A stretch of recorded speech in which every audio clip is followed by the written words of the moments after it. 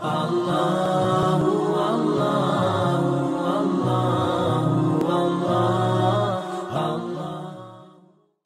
sebuah hadis Bukhari, kata Nabi SAW, Allah berfirman, Ya ibna Adam, anfik alik. Wahai anak Adam, berinfak di jalanku, aku akan berinfak untukmu. Teman-teman, Allah ini menjanjikan kepada kita, kalau kita memberikan kepada Allah atau berinfak di jalan Allah, banyak sekali manfaatnya. Ada hadis Bukhari Muslim berbunyi, setiap hari Allah turunkan 2 malaikat yang khusus berdoa. Yang satu mengatakan, Ya Allah, lapangkan rezekinya orang yang berinfak, dan yang satu mengatakan, Ya Allah, sempitkan rezekinya orang yang pelit perhitungan. Allah nggak akan kasih. Kemudian juga teman-teman sekalian, Allah membalas setiap infak kita itu minimal 10 kali lipat loh, 1000%. Kalau di masjid ini misalnya ada seseorang datang, orangnya kita kenal secara nasional, kemudian punya perusahaan besar, kemudian jelas ya, usaha-usahanya jelas segala macam, dan produk yang dijual juga menguntungkan. Lalu dia tawarkan ke kita, nih siapa yang ikut investasi, misal 100 juta, dia dapat akhir bulan 100%, 100%, jadi 200 juta. Kita sudah kenal orangnya, tahu perusahaannya, tahu produknya. Orang bahkan berlumba-lumba mau investasi, dia tawarkan, siapa yang mau berinfak, saya akan kasih 100% keuntungan. 100 juta dari 200 juta akhir bulan. Saya yakin orang berlumba-lumba untuk ikut. Allah memiliki perusahaan depan mata kita, tanda kutip ini, tanda kutip, jangan disalahpahami kalimat perusahaannya. Allah memiliki ciptaan yang kelihatan depan mata. Pohon-pohon ini, kita sendiri, udara yang kita hirup, matahari yang terbit. Ini jelas depan mata kita produknya Allah ini. Allah janjikan teman-teman, siapa yang investasi di jalan saya janjikan 10 kali lipat minimal. Di dalam Al-Quran dikatakan, A'udzubillahi minasyaitonirrajim, man jaa bil hasanati falahu asyru amthaliha. Siapa yang melakukan satu perbuatan kebaikan, diantaranya sedekah, Allah akan ganti 10 kali lipat, 1000%. Kalau kita keluarkan teman-teman sekalian 1 juta, udah ada 10 juta itu. Tinggal nunggu saja. Tahu teman-teman, para sahabat setiap hari kerjanya apa? Mereka bawa duit di kantong-kantong, di wadah kalau kita sekarang, cari orang miskin. Waktu ditanya, apa yang kalian buat? Kami sedang investasi. Kasih orang miskin, Allah balas 10 kali lipat. Terus begitu. Di zaman Abu Bakar, Uthman bin Affan, Abu Abdurrahman bin Auf, sahabat-sahabat yang kaya, nggak ada akunting, gitu kan? Belum ada sistem kayak kita sekarang, komputerisasi yang rapi. Bagaimana cara mereka mengatur duitnya? Saya kalau baca sejarah mereka itu luar biasa. Dagang, transaksi, orang susah dibantu, orang yang memang layak dapat untung, diputar lagi modalnya, dikeluarin di jalan Allah, disedekahkan, yang sisanya dipakai modal. Begitu-begitu saja. Waktu mereka meninggalkan harta, kalau itu sekarang itu bisa ratusan miliar rupiah, mungkin triliunan kalau uang rupiah. Mereka tidak punya admin, tidak punya apa-apa. Bagaimana mereka bisa atur semua itu? Karena sedekah. Abdurrahman bin Auf pernah buktikan kepada kita dalam kisahnya. Beliau pernah kedatangan keuntungan 1 peti emas. Belum pernah untung sebanyak itu. Dia duduk gelisah di dekatnya emas itu. Istrinya tanya, kenapa Abdurrahman? Saya gelisah lihat ini. Enggak pernah keuntungan kita sebesar ini. Allahu alam kalau terjadi di seseorang di antara kita yang dapat 1 peti emas, mungkin udah dalam di tanah kali ya. Supaya enggak ketahuan di mana. Dia gelisah, istrinya bilang, kenapa? Saya gelisah, enggak pernah ada keuntungan begini. Kata istrinya, lalu apa yang kau lakukan? Saya mau infakkan jalan Allah. Jangan ada di rumah malam ini. Baik, sama istrinya bungkus-bungkus, bagi-bagiin, malam itu habis. Besok datang 2 peti. Kisah nyata ini. 2 peti yang seperti itu. Istrinya bilang, ini gimana? Infakkan lagi. Besoknya 3 peti. Setiap dikeluarkan dibalas sama Allah cash langsung pada saat itu. Cuma mau berani atau enggak nih? Percaya atau enggak? Ini kadang-kadang makan sama temannya, mau traktir atau enggak ya? Ragu. Kadang-kadang tunggu temannya pegang dompet baru bilang, saya aja enggak apa-apa. Oh enggak apa-apa temannya, Pak. Oh ya sudah dibayarin enggak apa-apa. Sering-sering ya. Pesannya sering-sering gitu. Ini salah ini. Di jalan Allah 10 kali lipat. Praktekin, ini rumus yang sederhana. Infak, Allah bilang di jalanku, aku akan balas infakmu itu. Pasti lebih banyak. Dalam hadis Bukhari, Kata Nabi SAW, orang sebelum kalian ada 2 orang, dua-duanya bersahabat, dua-dua punya kebun, musim kemarau, nggak ada hujan sama sekali. Kata Nabi SAW, ini si A sama si B, dia disebutin namanya. Kata Nabi SAW, salah seorang dari mereka, kita anggaplah misalnya A sama B, si B ini. Dia bilang, saya melihat ada awan lewat di atas kebun saya, dan saya dengar suara mengatakan, turunkanlah hujan di kebunnya si Fulan, temannya dia di sebelah. Maka dia bilang, saya bingung. Kenapa ada suara dari awan? Saya ikutin. Ini hadis sahih riwayat Bukhari, penyampaian Nabi SAW. Kata Nabi SAW, dia pergi kebun temannya. Ternyata betul hujan turun cuma di situ saja. Yang lain enggak, musim kemarau. Lalu kemudian dia tanya temannya, apa yang kau lakukan dengan kebunmu? Dia bilang, hasilnya kebun ini saya bagi 3. Hasilnya saya bagi 3. Sepertiga saya infakkan dulu jalan Allah. Sepertiga saya pakai untuk kembali modal, sepertiga saya pakai buat kebutuhan keluarga saya. Kata temannya, pantas kau dapat ini. Ada ipar saya di Ternate, teman-teman saya pernah datang ke sana. Pulang ceramah jam setengah 12 malam, suara rumahnya masih pakai seng di belakang. Ternyata ada suara kayak batu besar, pang gitu ribut. Saya kaget, dia ketawa. Dia bilang itu mangga jatuh. Mau coba? Iya, orang Ternate bilang ini mangga madu. Ya. Saya nggak tahu di Makassar kita bilang apa tuh, di Jakarta mana lagi katanya. Ada titik-titik madunya di dalam. Coba ya coba, memang manis sekali. Masya Allah saya makan sama dia. Saya bilang besok pagi saya mau lihat pohonnya. Dia bilang ya silahkan. Terus dia bilang pohon ini sepanjang tahun berbuah terus. Saya bilang kok bisa dikasih bibit? Dia bilang enggak. Saya biarin aja begitu. Pokoknya dia sepanjang tahun berbuah.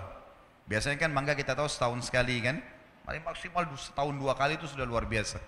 Besok pagi habis sholat subuh di masjid saya keluar, saya ke rumahnya, saya pamit ke belakang. Ternyata pohon itu cuma pendek, mungkin cuma 3 meter seperti mungkin tiang masjid ini. Kemudian buahnya banyak sekali sampai mau jatuh ke paving bloknya itu. Cuma pohon itu setengah pohon masuk ke rumahnya, setengah pohon melintang keluar temboknya gitu. Terus dia keluar, dia bilang tiba-tiba kayak Allah kasih jawaban ke saya, dia bilang ini setengahnya yang masuk ke sini saya pakai buat saya sama keluarga. Kalau ada tamu datang saya kasih. Yang keluar itu saya nggak pernah ambil. Siapa saja boleh ambil, silahkan. Saya bilang itu rahasianya kenapa berbuah sepanjang tahun. Coba pertemukan dengan antum di sini. Dibungkus plastik, ya. Anaknya saja lihat nggak boleh. Hah? Anaknya nggak boleh sentuh. Jangan sentuh ya nak, nanti kalau sudah masak. Kadang-kadang subhanallah ada orang pelit sekali. Dia beli makanan favorit masuk di kulkas, anaknya nggak boleh sentuh, istri yang nggak boleh sentuh. Wah luar biasa nih. Ya? Bagaimana bisa Allah kasih? Maka mulai sekarang harus royal di jalan Allah. Dalam masalah infak teman-teman jangan perhitungan. Itu investasi yang tidak akan pernah habis. Allah Subhanahu wa taala mengingatkan dalam Al-Baqarah surah nomor 2 ayat 254 agar jangan menyesal. Karena kalau teman-teman punya rekening 1 miliar, 2 miliar nggak pernah berinfak di jalan Allah, pada saat meninggal teman-teman demi Allah akan menyesal. Coba dulu saya kasih masjid ini ya, coba dulu saya kasih pesantren ini ya, coba dulu saya beliin Quran ya, udah telat, udah nggak bisa lagi. Iya kalau ahli waris kita bangun di masjid, kalau enggak, kalau mereka pakai buat kebutuhan mereka saja. Gitu. Allah berfirman, a'udzubillahi minasyaitonirrajim, ya ayyuhalladzina amanu anfiqu mimma razaqnakum min qabli an ya'ti yaumun la bai'un fihi wala khullatun wala syafa'ah wal kafiruna humudz zalimun. Hai orang-orang beriman, infakkan, keluarkan, jangan perhitungan di jalan Allah. Apa yang kami jadikan rezeki buat kalian sebelum datang hari, tidak ada transaksi, enggak ada persahabatan, tidak ada lagi pertolongan, dan orang-orang kafir mereka adalah orang-orang yang zalim. Memberi teman-teman, berikan yang terbaik. Jangan pakai istilah daripada makanan rusak di kulkas kasih aja orang. Nanti rezeki juga daripada ini. Mau dapat ikan paus pakai kapal tanker. Jangan pakai pancing kecil. Celengan masjid lewat rumahnya Allah loh ini. Lewat celengan korek kantong yang paling kecil. 2.000, 1.000. Kalau ada 500 koin, 500 dikasih masuk di masjid. Baru luar biasa cerewetnya. Minta kesehatan, kekuatan, keturunan, selamat dari neraka, masuk surga, minta jodoh yang cantik, yang gagah. Wah ini. Ini kalau malaikat diizinkan cambuk, sudah dicambukin.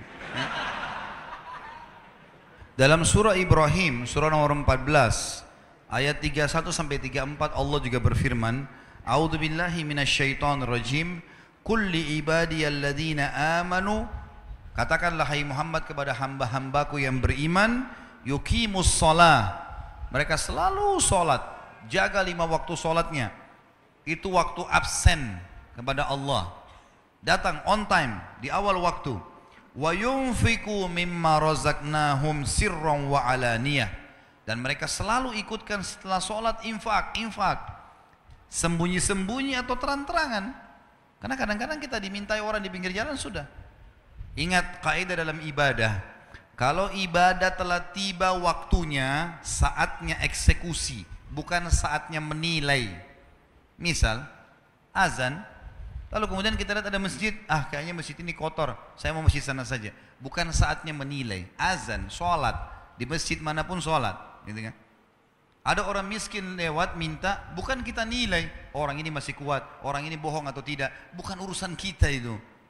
Orang lagi minta, Tuhanmu lagi suruh kasih, bukan menilai, eksekusi kasih orang. Ini pintu syaitan saja, membuat kita selalu menilai. Lalu kapan kita lakukan?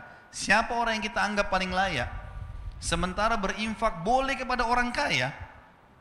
Sekarang saya kaya, adik saya kaya, lalu saya mau kasih dia uang, bolehkah? Boleh, infak tetap pahala. Apalagi kalau dia orang miskin, tidak selamanya infak itu kepada orang miskin. Kita boleh memberikan makan orang lain, memberikan hadiah pakaian, walaupun dia orang kaya, nggak ada masalah. Nabi SAW mampu dan beliau menerima hadiah. Kemudian dikatakan min qabli an ya'tiya yaumun la bai'un fihi wala khilal, sebelum datang hari di mana kalian akan menyesal karena nggak ada lagi transaksi. Orang-orang miskin yang kita temui di dunia, teman-teman, kalau kita ketemu di mahsyar, walaupun kita mau kasih 1 miliar rupiah, sudah nggak laku miliaran rupiah di sana. Mau kasih pahala dia terima, duit dia sudah nggak terima. Mau kasih makanan dia nggak terima. Orang di akhirat nggak butuh makanan dunia. Tidak ada lagi transaksi dan tidak ada juga persahabatan. Lalu Allah menceritakan di ayat 32-nya Ibrahim, Allahul ladzi khalaqas samawati wal arda wa anzala minas sama'i ma'an fa akhraja bihi minats thamarati rizqan lakum.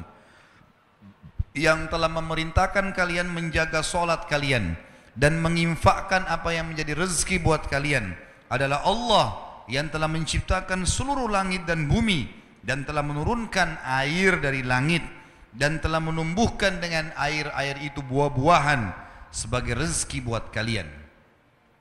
Wa sakhkhara lakumul fulka litajriya fil bahri bi amrih, dan yang telah menyuruh kalian salat dan berinfak di jalannya adalah yang telah menundukkan buat kalian bahtera-bahtera, sehingga yang telah menundukkan buat kalian lautan dan sungai sehingga bahtera-bahtera kalian bisa meraung di atasnya. Wa sakhkhara lakumul anhar, dan telah menundukkan juga buat kalian sungai, jadi laut dan sungai. Wa sakhkhara lakumus syamsa wal qamara daibain, dan yang telah merintahkan kalian salat dan berinfak adalah yang telah menciptakan dan mengatur matahari dan bulan yang rutin, matahari pagi hari, bulan di malam hari. Wa sakhkhara lakumul laila wan nahar, dan yang telah menyuruh kalian salat dan berinfak adalah yang telah menundukkan malam dan siang. Wa atakum min kulli ma sa'altumuh, dan juga Dia telah memberikan semua yang kalian minta. Wa in ta'uddu ni'matallahi la tuhsuha, kalau kalian ingin menghitung-hitung nikmat Allah, kalian tidak akan mampu menghitungnya. Innal insana la zalumun kafar, sesungguhnya manusia itu adalah makhluk yang zalim dan kufur. Tidak ada haknya dia, tidak ada punya dia di situ andil, tapi dia merasa dia punya hak.